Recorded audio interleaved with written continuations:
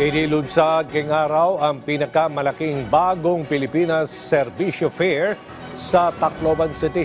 Ito ang kauna-unahang region-wide caravan dahil inaasang papalo sa 1.2 bilyon piso ang halaga ng ayuda at serbisyo ang laan nito sa ating mga kababayan. Si Bella Las Moras sa sentro ng balita live. Aljo, abot-abot ang pasalamat ng mga kababayan nating nakinabang dito nga sa inilunsad na bagong Pilipinas Serbisyo Fair Eastern Visayas dito sa Tacloban City sa Leyte.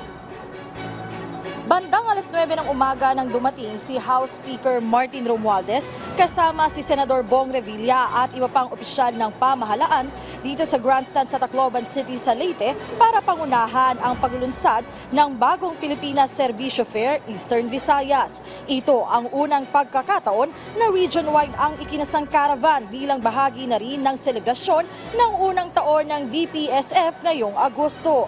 Ayon kay House Speaker Martin Romualdez, lubos nang ipinagmamalaki ang programang ito ni Pangulong Ferdinand R. Marcos Jr. dahil napakarami nating kababayan ang natutulungan ito sa iba't ibang panig ng bansa.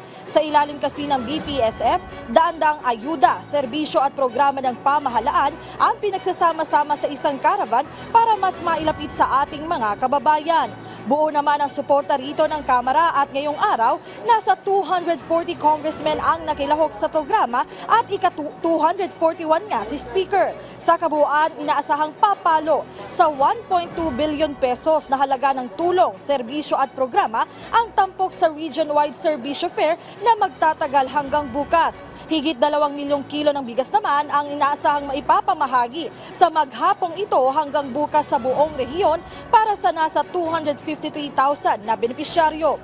Kanina sa ating pag-iikot, lubos naman ang pasalamat ng ating mga kababayan na nakinabang sa programa. Malaking tulong daw ito para sa kanilang mga pangangailangan at ito ay gagamitin nila sa tama.